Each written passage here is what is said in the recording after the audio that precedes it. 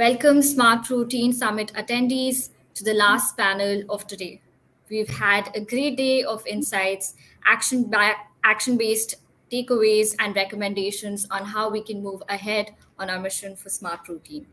All of this would not have been possible without the support of our title and key sponsors.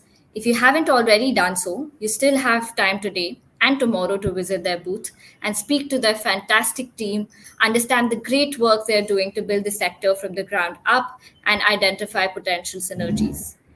We've saved the best for the last for you with a session on regulatory paths to market and enabling environment for transformative innovation.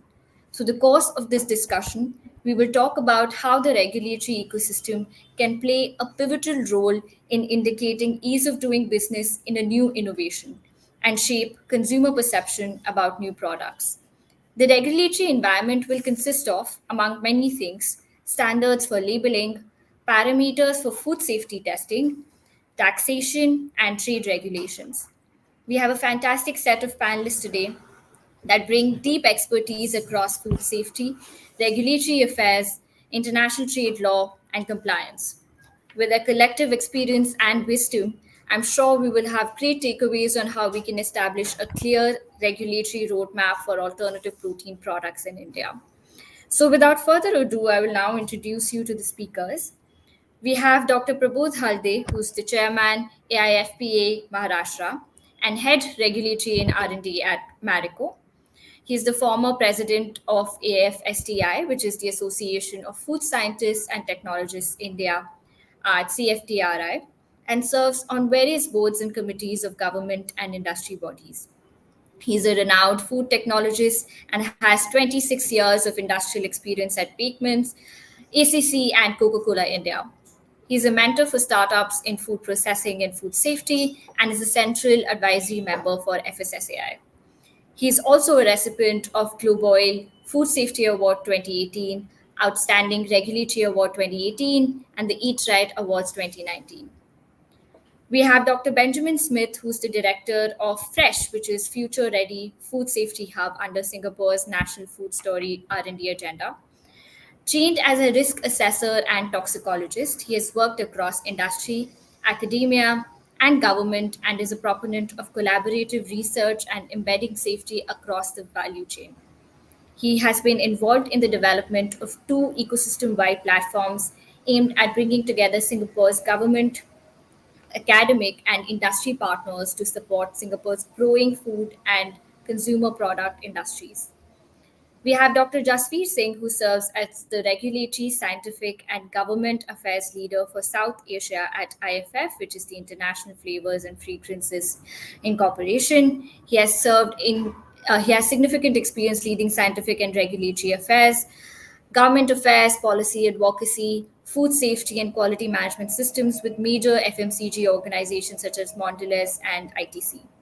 He is a member of various committees, task forces of both government and industry bodies such as CII, HUL Initiative for Food Safety Sciences, and the FICCI Codex Cell. He holds a master's degree in microbiology and a PhD in biotechnology. And finally, we have Harshgur Sahani, who's a partner at PLR Chambers, where he leads the food laws and product compliance team, and the international trade and investment law team as well. He has over 10 years of experience advising clients on various aspects of product compliance in the food and pharmaceutical sector. He is an advocate and counsel in the Bombay High Court with experience in all forms of litigation and dispute resolution in India.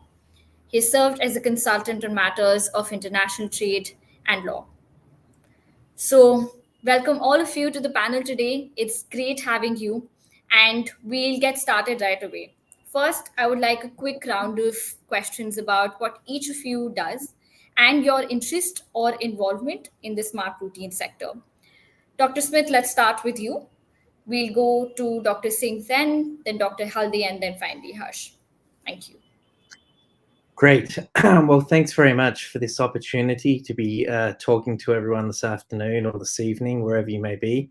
And really, my background, very briefly, as said, is a food toxicologist, originally coming from the industry, specialty chemicals industry, and moving here to Singapore to really look at how can we build better approaches to assessing ingredients, food ingredients, and consumer products ingredients.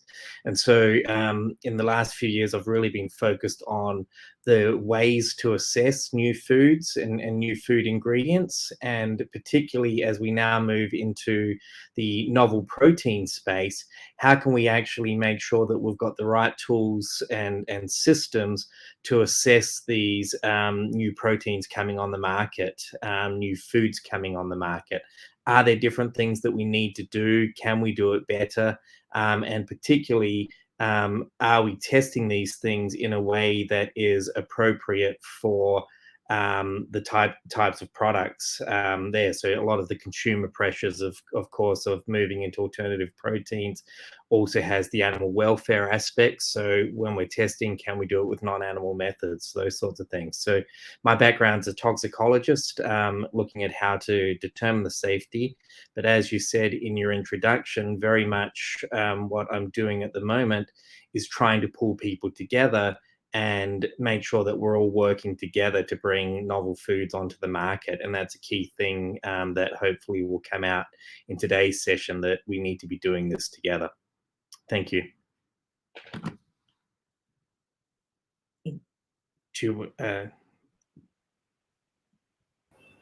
Yes. Let's Yeah. go on to Dr. Singh now. Hi, thanks, Satvika and GFI for this opportunity, and good afternoon, good evening to everybody. So my name is Jasvir, and I'm basically a biotechnologist by education, but somehow got into food industry. And when I got into food industry at that point, being a biotechnologist, I didn't know that I'll be talking about or discussing things around smart proteins and fermentation pathways at this stage. But somehow all of this have come together. So I work with the IEFF, which is International Flavors and Fragrances, and as most of you may be aware, that they are one of the largest players in the ingredient space. And we do have a huge business interest in the area of proteins per se, apart from many other ingredients, whether they are flavors, fragrances, or microbial cultures, probiotics, etc. So it's a wide range of portfolio that we do have, and which is related to these developing areas like smart proteins as well.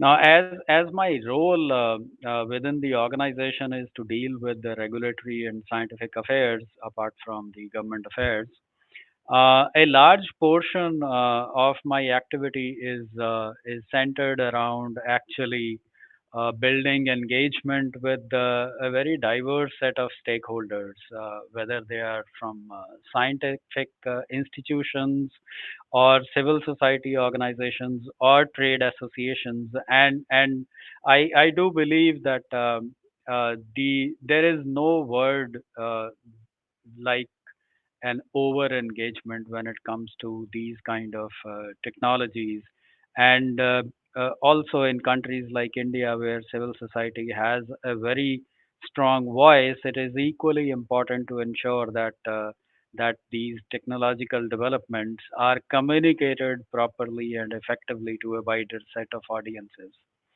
So looking forward to this discussion today. Thank you. Can we have you next, Dr. Haldi? Yeah, thank you, Satvika, and I thanks GFI Good Food Institute and for inviting me for the Smart Protein Summit 2021. I'm actually here as one of the expert in the food industry. I'm the ex-president of AFSTI, CFTR Mysuru, and being a food technologist, interest in the novel food, the new food is very important role of particularly a protein and this sector. I'm part of the GFI from the inception of the GFI in India. I have attended the US summit of the GFI for the Protein Summit in 2018, and from then, I'm continuously in touch with the GFI team, and I'm actually partnering in various initiatives through the AFST and AFPA. I have also mentored many companies for the startups in this area of smart protein. And the whole aim is basically to cultivate this growth of this sector, which we have seen during the COVID time. The protein deficiency is decreasing the immunity, and if we really want, the protein is one of the things which we need to increase the number per consumption. And smart protein is in both way, the plant-based or cultured meat is the future. We have to welcome the science. So with my skill and expertise in the area of food, also connected with the regulators, and we are supporting this sector, and we believe that this will change the face of the food industry, also will change the face of the consumer acceptance and the farmer development. So this is a holistic and good for community and also the farming economy. So look forward to have a great interaction with all my co-panelists, Mr. Dr. Smith, Mr. Harsh, and my dear friend Jasvir Saab. Thank you. Thanks so much, Dr. Haldi. Harsh, can we have you next? Thanks, Satvika. I would actually join all the other panelists in thanking GFI for organizing the Smart Protein Summit 2021 and for seamlessly organizing this conference in such a nice manner. Um, as you've already introduced me, there's not much to add. There are more eminent speakers on the panel. I have learned from Prabodh sir as well as Jasvir sir over the past years. Uh, I have been practicing food law for less than half the time, or even less than half the time that they have been in this space. To give you a background, I'm a partner at PLR Chambers. I lead the international trade law team as well as the food law and product compliance team. By qualification, I am a food lawyer. I'm a trade lawyer, and I specialized in SPS and TBT, which is sanitary and phytosanitary measures agreement, as well as the technical barriers to trade agreement under the which are the covered agreements in the WTO. Uh, I worked in Geneva for a little while before coming back to India, and I represent Government of India and advise Government of India on WTO law as my core area of practice. Since I specialized in SPS and TBT, the natural progression of that was to look at food laws and product compliance in India as well. And I've been grateful to have mentors around who've helped me, clients who've supported, and of course PLR, which sits at a cusp of policy, law, and regulation, where we've been able to assist clients both from a government relations perspective as well as product compliance perspective. My interest in food laws has always been there. I've been a foodie before I was a lawyer, so there was one, but I had a couple of team members who were vegan by choice and who actually introduced me to the space, and have had amazing experiences on trying out new foods made with new technologies, including plant proteins. And of course, I mean, I advise a number of clients in this space now. So it has given us the experience uh, to look at regulations in a different light and figure out how best we can assist them. I've also been associated with GFI and y'all as a part of the Regulatory Advisory Council, and we've had some good, bad, and the ugly experiences as well, dealing both on regulator as well as on the industry side. But I look forward to the session and hoping to learn more from the esteemed panelists that you have gathered here today. Thanks. Thank you so much for those introductions. Harsh, we'll stick with you for the next question. You've been working with companies, like you mentioned, on multiple regulatory challenges across labeling, approvals for alternative protein products, and import export of these products. You've also supported companies in building their understanding of new draft regulations, such as the vegan foods regulation and the non specified food regulation, the amendment that just came out. Um, can you help us frame, like you said, the good, bad, and the ugly of these developments and the impact that they've had on producers and their value chains? Thanks, Atvika. So, to begin with, I mean, everybody knows that regulations play a very important role in terms of product development as well as bringing the product onto a market space. Um, while there is an aspect of regulation which is governed by the authority, FSSAI in this case, a lot of it also flows in from the industry side. I think the biggest issue that has to be addressed in the new regulations that are coming as well is building better synergies between FSSAI and the industry. The protein sector here is comparatively nascent, and sometimes it lacks the voice to actually influence policy and decision making within the authority. FSSAI, and I'll give them full credit that they try their level best in one sense to bring about regulations that, apart from meeting the aspect of food safety, also address consumer preferences and issues that affect consumer issues, while also trying to draw the balance of what the industry wants.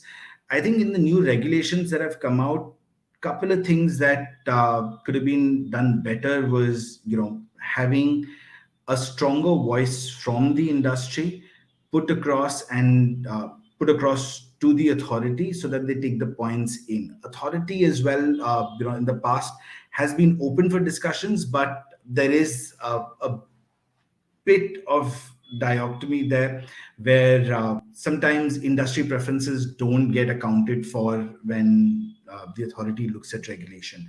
And I think GFI has been doing a great job in taking these taking the voice of these small companies, nascent industry to FSSAI and put across a point as to how best we can make them better.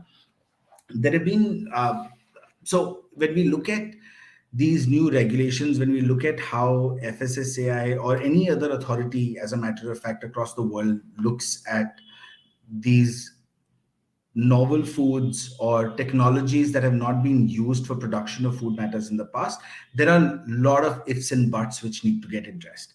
And I think the industry is already trying its level best to put these points across. And uh, the biggest problem that I understand and foresee here is sometimes the lack of understanding. We do appreciate that the industry knows what exactly the product is or how best it can be put across, what the consumer wants, and sometimes also shapes creates products which the consumer may not know. uh, how do I put it? Sorry, I'll just rephrase that. There are there are a lot of products that the industry comes up with, which the consumers don't know what is it for, nor does the authority. And at times, it is essential for the industry to put this across to the authority, who's also looking at safeguarding the interest of the consumers. Um, However, that being said, authority also at times does not have the wherewithal to address some of these nuanced issues where the industry needs to step up and help the authority understand how these products can be best regulated. So one of the biggest issues that I have learned in the past few years, at least while dealing with plant-based companies as well as the authority, is at times the authority lacks the understanding of some of these products, and it is actually on the industry to communicate it well to the authority. Uh, in terms of the new regulations that FSSAI has been looking at, sometimes they also have a narrow scope. They are trying to do the best that they can in the understanding. It is again, sorry, it is unfortunately on the industry to communicate to the authority how best to regulate it. And I think having more of a dialogue with the authority would help address these issues. But in terms of the regulations, I personally feel that some of them are too restrictive, and they would affect how these new products are put onto the market. Some of them also have a little high or a cumbersome process of getting approvals. I think that is one other area which FSSAI can perhaps look at, to address. Some of them, in all good spirit, though, there is over regulation by the authority, also because uh, they don't have a greater in-depth understanding of the products that are coming in. Uh, Two such examples are, the vegan regulations, where it seemed as if the authority did not know exactly what they're getting into, or what repercussions that each, or the specific clauses are going to have on the industry per se. uh, this also ends up stifling some bit of innovation. If you have too stringent regulation and a very cumbersome process of getting your product out on the market, it would affect innovation and would stall new products from coming into the market more frequently. Also affects smaller companies which want to get newer products on the market but don't have the capacity to actually go through the entire process to get them on. So I think, just to sum it up in one or two lines, I think one thing that is there is that there are new regulations coming.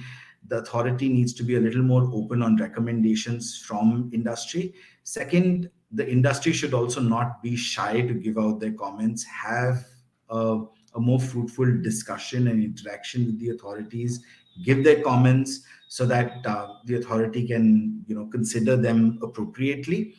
And yeah, continue to get new products. Even for smaller companies, we do understand that there are regulatory hurdles, but that's a part and parcel of the game. Keep innovating and get the product out there. Thanks. Thanks for that, Harsh. You framed the challenges pretty well, and I think we'll also uh, dive deep into some of the solutions that you mentioned on having an open dialogue, increasing collaboration, etc. I'd like to come back to the point of challenges and go to Dr. Singh now. Dr. Singh, in your vast experience as a regulatory expert in the industry and as a board member of various industry committees and associations such as the CII, HUL Initiative for Food Safety Sciences, you have probably witnessed such challenges come up from time to time with various industries. What has really been instrumental in galvanizing the industry towards a coordinated response? And Harsh alluded to this a little bit as well, that the industry really needs to come together. We need to have a unified response that goes out to the regulator.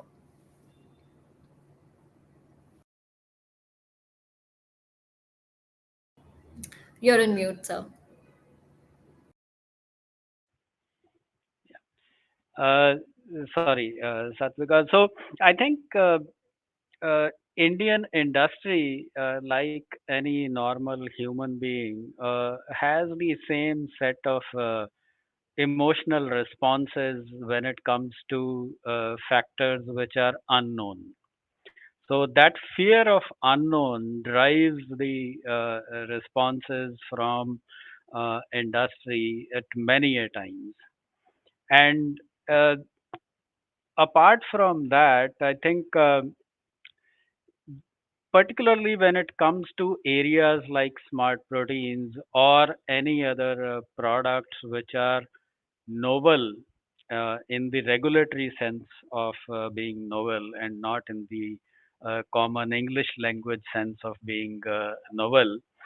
Uh, the there is that fear that in spite of putting all the efforts into research and development and around safety assessment and various other processes that you have to follow till the time you reach that stage that you go to a regulator for approvals, assuming that you are dealing with a product which requires approval.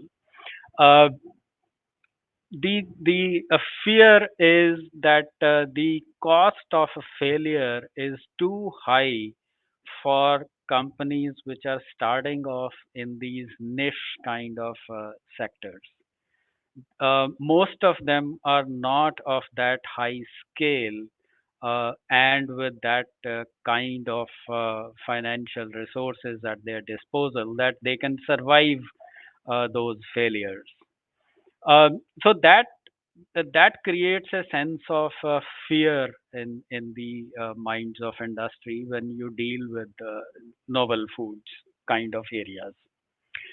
Um, but how industry can do or handle these areas is again what I mentioned. There is nothing called as an over engagement. So engagement and a proactive engagement is possibly the only way to make sure that the stakeholders who are some of them are decision makers in these cases, some of them are influencers of those decision makers, that wider set of stakeholders we need to engage in a very proactive manner.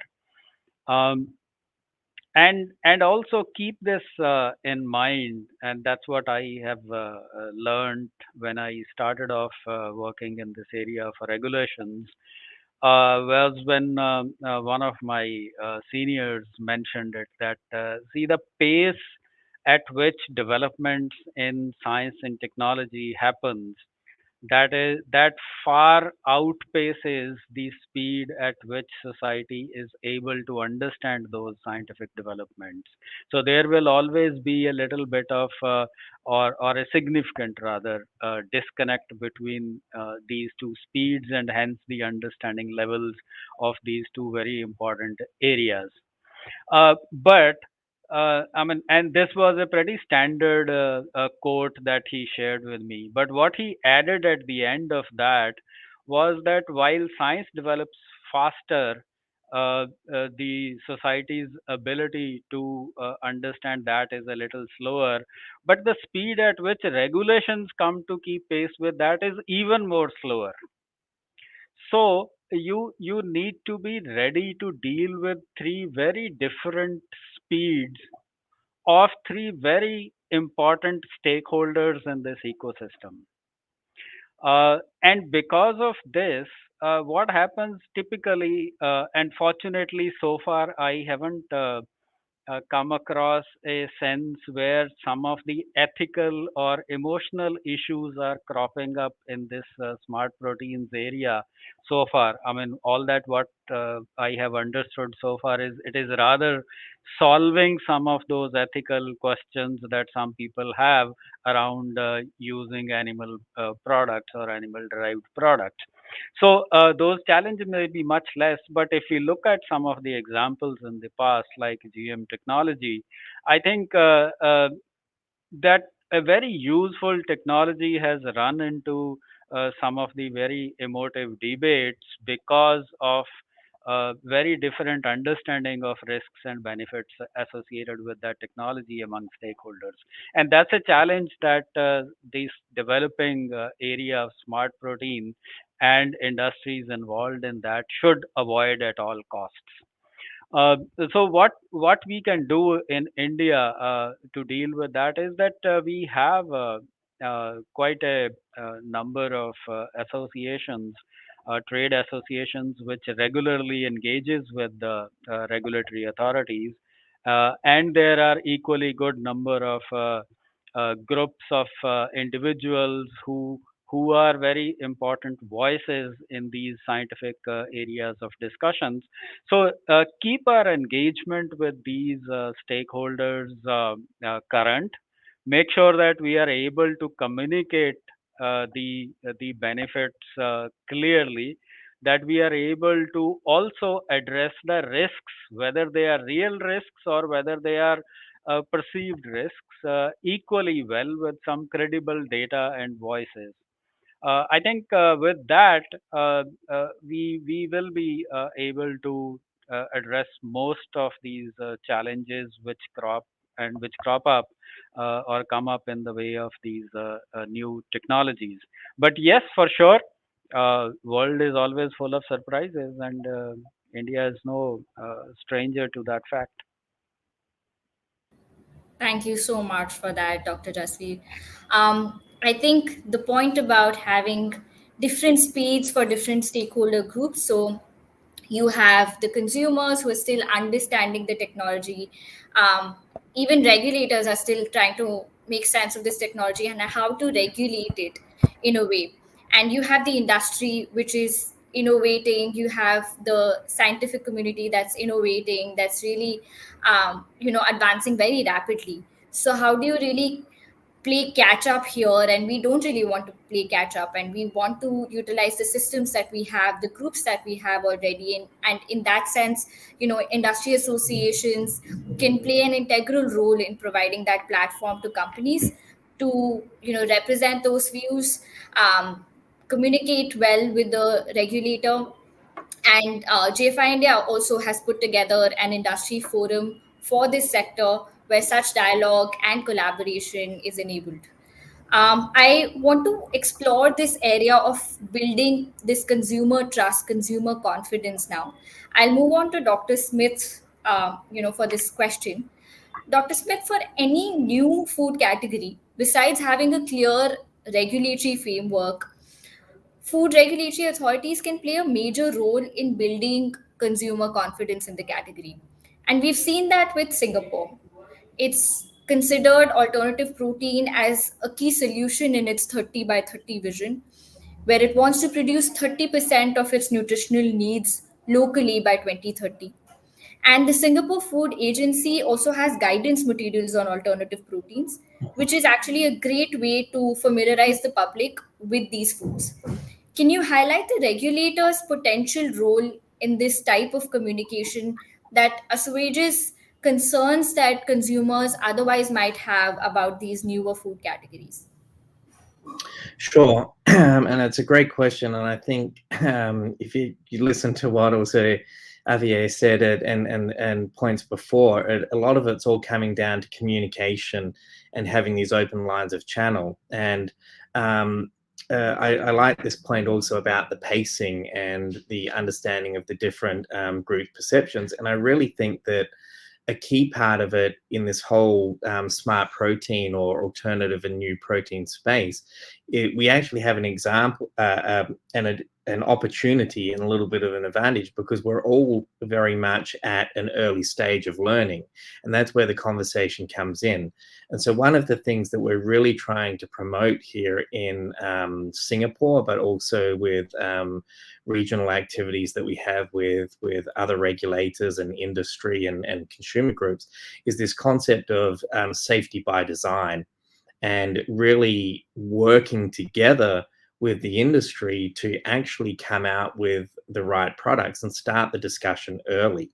And I think that that's one of the key things that's a little bit different than some of maybe the other regulatory areas that I have worked in the past. Here in Singapore, we do have this open discussion and dialogue and this ability to interact quite well with our Singapore Food Agency. And it gives people the chance to, industry, the chance to actually talk and share and learn and go back and forth. And that helps. And it also helps in building consumer trust because here in Singapore, the consumers see a lot of that interaction going on. In Singapore, generally, we've got a population that are very confident in their regulators, so it's a strength for us. There is that trust there, but I think it's also how the agency shows that they're open in trying to educate and learn, looking at the risks and the benefits, and a little bit like Europe. The Singapore Food Agency has, of course, the main role of ensuring that what comes on our plates here in Singapore is safe, but equally they play a very key role in determining what do we need to give ourselves food security. Singapore is an island state; everything's imported, so over 90% of our food is imported. So a lot of these new protein technologies and fermentation technologies that we can build here are very much important technologies that could help us with our food security issues. And so by talking about them, supporting and investing and making sure that we look at the safety up front, I think that actually helps, and it shows the consumers here and the industry that we're really determined to do the right thing and work with people to get the right products on the market and understand both the risks and the benefits. So this open dialogue and communication is key. Definitely the trust aspect, I think, is extremely important, but very much the educational aspect. And I'll use an example. In Southeast Asia, knowledge and understanding. In Southeast Asia, insects, as an example, are quite readily eaten in different countries. They're well accepted in many Southeast Asian countries. Yet here in Singapore, they're still being looked at as to whether there'll be a novel food. Some of them may become listed more as sort of traditional foods. But there was a neat study by NTU, a professor by the name of Professor Mayo Lin, which actually showed that consumer perception, or this novelty aspect around insects, there's a lot of hesitancy to consume insect foods. People are sort of thinking, is it safe? Are the insects clean? It's a little bit odd. When we talk about things like cultured meat, here in Singapore, people are, oh yeah, I'll try that. I'm really quite interested in it. And it's the total sort of opposite. And Singapore we're a very sort of scientific population, but we have had success in fostering and looking at these technologies from a safety perspective of not going out and saying, oh, hang on, we have questions. Could they be safe, or could there be an issue? We've engaged it and we've said, okay, we see these as really important technologies. Let's have an open discussion about it. And that's one of the reasons why I think we were successful in being the first nation to approve the Just chicken. So approve the first cultured meat. And a lot of work obviously went into assessing the safety, looking at the cell lines, looking at the media, all of those sorts of things. You have to. It's the bottom line. Things that they put on the market is safe. But equally, there was a lot of discussion about what's the benefit of these sorts of products to Singapore. What's the consumer's understanding of it? Do they really know what we're doing? And how can we leverage that understanding and the differences in that understanding? And so I think that really the trust aspect, the openness and the dialogue in these situations is key, whatever group you're talking to, but also having it two-way. And so you see in a lot of cases, from a regulatory perspective, a lot of the time people see it as the regulator says this, and this is what I have to do. I think, again, in this novel food space, and one of the things that we've tried to approach here in talking with the industry is, let us know what you think, and then let's work together. And so when it comes to this risk communication and this idea of separating perception versus reality, or perceptive versus actual risk, it has to be a two-way understanding, and we have to learn from each other and then make the right decision. And so, that's what I'd sort of say on the consumer trust aspect perspective. Thank you so much, Dr. Smith. I think that point about consumer hesitancy, and like now consumers are actually showing openness to try these products as well, is also evidence by consumer studies in India, where it's shown that about 77% of consumers are willing to try plant-based products, and they are willing to know more about them. And this also places responsibility on the industry to ensure that they are using enough indicators on the labels that they use in terms of compound naming, where they show the source ingredient of the product, but also qualifiers that indicate what the nature of the product is. So I think these efforts need to be complementary, and a regulator playing the role of educating the consumer definitely tremendously helps. For Yeah. my next question, I'd like to move to Dr. Halde. So, Dr. Haldi, you've spent significant time advising companies on food processing and safety, and have worked with various bodies such as, the Association of Food Scientists and Technologists in India, AIFPA as well, which is the All India Food Processors Association, and the Protein Foods and Nutrition Development Association of India. For emerging food categories such as cultivated meat or even precision fermentation, for example, which do not have well-rounded regulatory guidelines, there is a need to build capacity in food safety, both from the industry side and for the regulator to adopt a better bottoms-up approach, and something that would ensure a smoother compliance process. How can we build this pipeline of trained professionals in food safety for novel foods? Thank you, Satvika. I think, am I audible? Am I audible? Okay. Yes, sir. Yeah, thank you. So I think the question what you have asked me about the particularly the mock meat, which is a cultured meat, or the so let me tell you the audience, the 46 members have joined today's summit. So there are two kind of smart protein based. One could be the plant based, and one is a cultured meat, which we said that mock meat developed in the laboratory. So the question which you're asking about the mock meat or cultured meat. Uh, in entire world, the cultured meat has been sensitized, and European Union is the first country which has actually sensitized along with the US FDA, and they have done a lot of actually the work along with the industry bodies.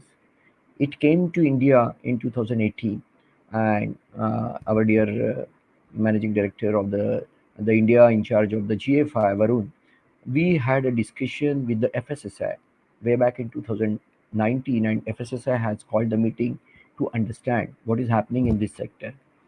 For the audience, let me tell you, entire world, when you will see what is happening on this regulation, because this particular cultured meat will come under the novel ingredient, novel food under FSSAI. It has it requires a approval as a novel food approval.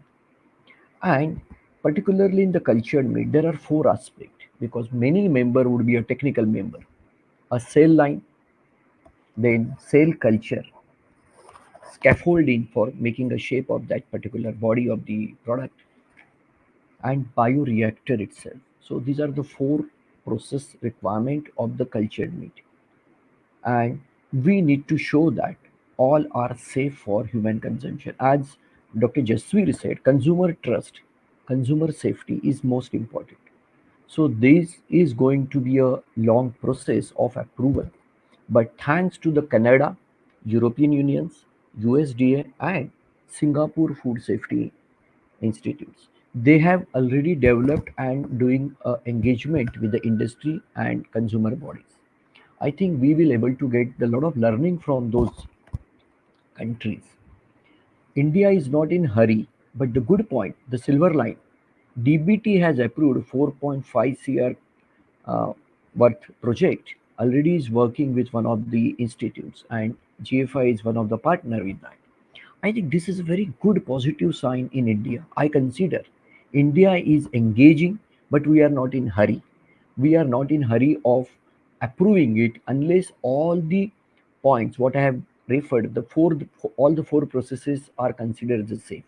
And there has to be the protocol, there has to be the standard instruction process wherein every batch which will make, and also the waste utilization, what will happen to the cell culture after using, where to dispose, all those things. And our friend Dr. Smith is the one of the toxicologist, and there are many certain uncertain questions which will keep reminding into the mind of consumers and also the regulators.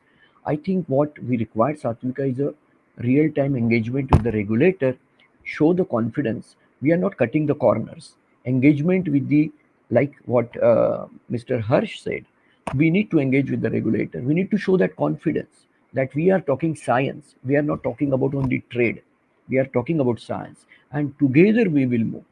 I will give the example.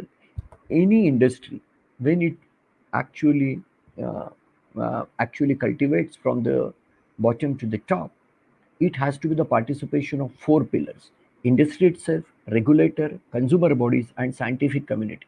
I think all the four sectors need to have that kind of engagement. And here, GFI kind of institutes can show the torch, and we together can make the progress. And one day it will come when it will get approval, no doubt. Already enough actually the startups have initiated in this space. As far as the smart protein is concerned, which is in the plant based, let me tell you to the audience that we do not require any approval. It is all safe, and it will fall under the proprietary food. However, there are already in the 19 and 20, I'm watching this sector very closely.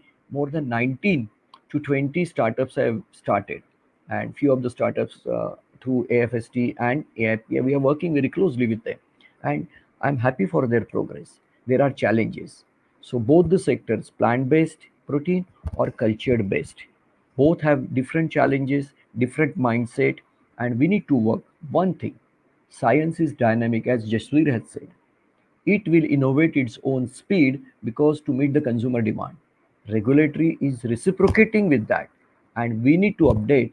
And one word is a transparency. I think we need to bring the transparency in the whole process, and this is something which is very very important, Satvik. I hope you understood what actually I wanted to say, and there is a good time ahead, and it will be interesting challenge for the regulator and also the institutes like different food technology, biotechnology institutes, and I think we need to engage with them. There is no shortcut. Thank you. Thank you so much for those points, Dr. Haldi. I think very, very relevant. We need to build capacity in all these institutions, learn from more mature ecosystems such as those in Singapore. And I think I'd like to just explore that a little bit further. I'd like to focus on that model that Singapore has set in before I move again back to Dr. Singh and Harsh, uh, because we really want to set that context of how SFA has had this holistic approach in developing an enabling environment for alternative proteins to come to market, and a strong academia, government, industry collaboration. They've had a single point of entry for the industry and initiated a feedback process with companies that Dr. Halde also mentioned. We need that dialogue with companies as well. It's shown that progressive regulatory leadership in novel foods, as Dr. Smith also mentioned, that it was the first regulator to approve cultivated meat products for the market. And to, by the way, set all of this in context, SFA was set up as a statutory board in April of 2019. So it's really not been that long. Clearly, it's working for them, the approach that they have of having an interdisciplinary cooperation in accelerating its operation. So, Dr. Smith, can you speak a little bit about this approach of collaboration and how it's really worked for you? Sure. And just to, although SFA is a fairly new kid on the block, I will say that they built themselves from a long history with the AVA, of course. And so there was a lot of planning into it. But what they effectively did in forming the SFA is bringing the key teams together under one roof. And that's also important very much as well. And is one of the reasons why they've been able to manage these issues, because we have a single regulator system when it comes to managing novel foods, whether that's looking at the food itself, whether it's managing import and export, or even the hygiene practices of the the processing and the factory. So all under one roof helps. But really, the key thing I think that has allowed us to move forward and build our confidence and in moving forward novel foods more quickly and some of these alternative proteins is very much this ability to have a sort of a rolling application process and interaction, as you said, where we can actually swap information and have that discussion. And so, bottom line, SFA has the legal mandate and authority to assess. They're going to do their due diligence. But what has been recognised is that this is a vastly rapidly changing field. The innovation is going quickly, and we heard about how the innovation slope is like this and the regulatory slope is like this. What we're really trying to do is bring the lines closer together by allowing the learning process to happen as it goes on. And I think that that's really important, because when you look at many of these novel foods that are coming through, many of these companies that are particularly in the cultivated meat space, maybe a little less on the plant based, which is a little bit more mature, but on the cultured meat space, many people that are coming into this space and the ideas, they don't even have their final product set. They're figuring out what's the best media, what's the cell line, and they're trying to get things pulled together. It's changing as they learn.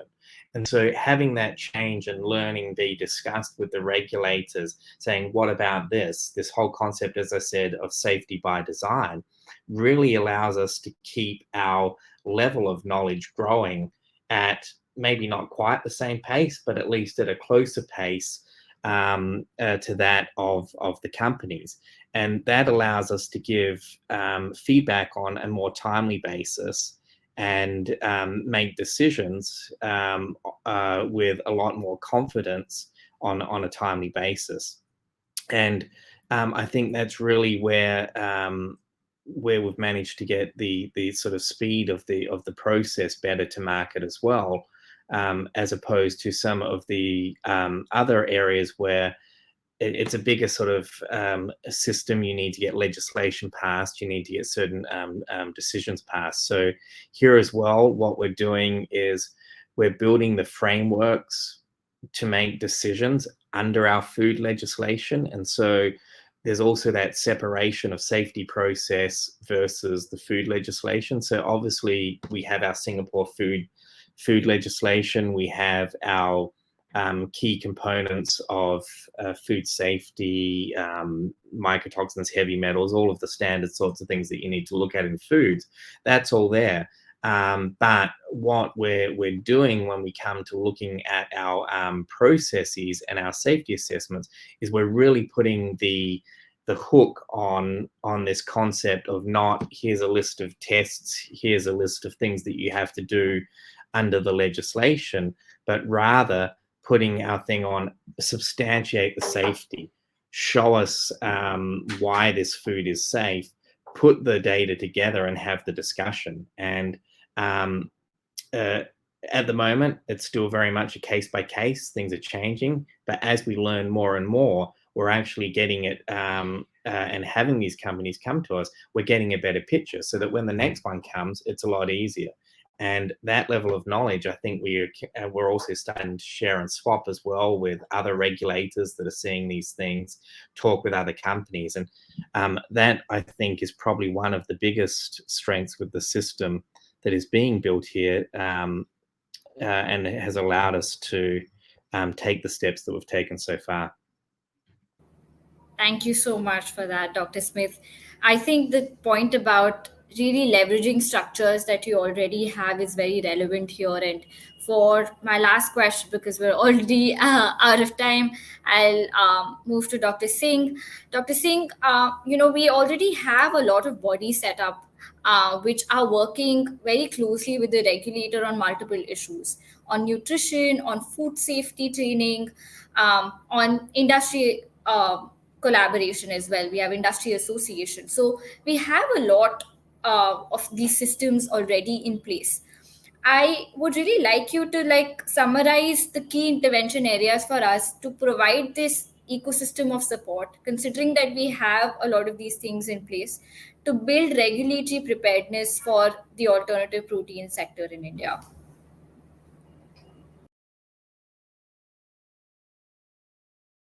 So you could just unmute yourself, please.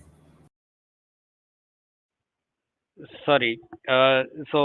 I'll pick up quickly on some of the key interventions that GFI can pick up going forward, and others as well. See, there are few national gaps that exist in India, and let's recognize that and act on them. And one of them is lack of a very structured education stream around risk assessment. We do not have that educated, formally educated in a structured risk assessment programs. That stream is not available. And that gap then plays itself out whether people join industry or whether they join a regulatory body. So what is then is something which is acquired but not something which they have really studied with deep level of understanding. So that's one gap that India as a country need to fulfill, so that the internal capabilities within industry to deal with these issues and within regulators, so that there is that very transparent, trust-based risk assessment opinions which are available in public, and which generate an equal sense of respect even if your opinion is negative. So that's one area where I believe GFI or other bodies like GFI can play a role in terms of building capabilities around risk assessment. That's one key intervention, although the results of that will be seen after a little bit of time, because you really can't train them and put them on the job next day. Uh, the other thing is, I think the linkage of industry, and especially the startup industry which is getting into this sector, like cultured meat or smart proteins, their linkage with the scientific world needs to get improved, because their understanding of how a scientist look at a product when that scientist is asked to evaluate the safety of that product, that understanding itself is little immature as of now. So the more understanding they will get for the about the processes that regulators employ, more prepared that industry will be to deal with questions which are probable questions which is going to come their way. So I think in a nutshell, it is all around building capabilities in these two key sectors or two key stakeholders, which can take us forward to make sure that we develop an ecosystem which is transparent, which is actually respecting and is very welcoming to technological interventions, and where everything is out there for everyone else to see. So there's transparency. I think that's what I would hope for. Satvika, Yes, before Dr. Haldi. yeah, just one word which I want to say: networking with the regulator and scientific body is so important. I have a proposal for GFSI, a friends of industry, a friends of scientific community, those who are sitting today, and also the beyond. Can we do support to the PhDs in this area? Can we have hundreds PhDs in next 5 years in India on this subject? And I appeal to you and your team, and I was chatting with Varun sir, that can we do, because we have a network, we have industry, and one PhD in India takes average 4 to 5 lakhs rupees of total expenses, and it's not a big number. Total investment could be only 4 cr if really we want to cultivate that kind of knowledge build, because this is a new area. And the national important institutes, already we are talking with the CFT area, but we have to go beyond.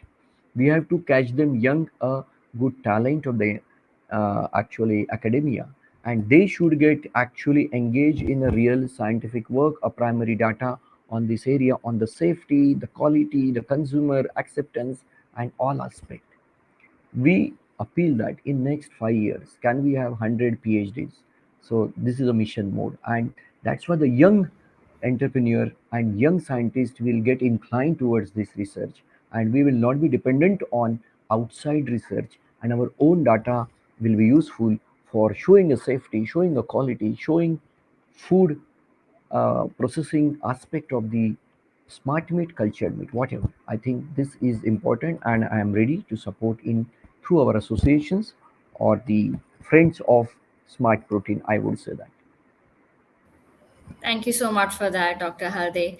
We really appreciate your support so far and your guidance. And I think building that talent pipeline is uh, truly crucial for our sector at this point, and in our mission for Yeah, smart and we protein. should we should start some scholarship on urgent basis in this area. I'm telling you, may not be a PhD, but some scholarship. So people should get engaged, and young talent should get engaged, and they are the future of this industry. They are the future of industry. Thank you. Absolutely. On that note, we are almost at the close of the session. I think we're over time. Thank you for your patience. Thank you for your time. And grateful for all my panelists for their valuable insights today. We hope you had a great day two at the Smart Proteins Summit, and we look forward to seeing you for an exciting day three tomorrow. Thank you. Thank you. Thank you. Thank you.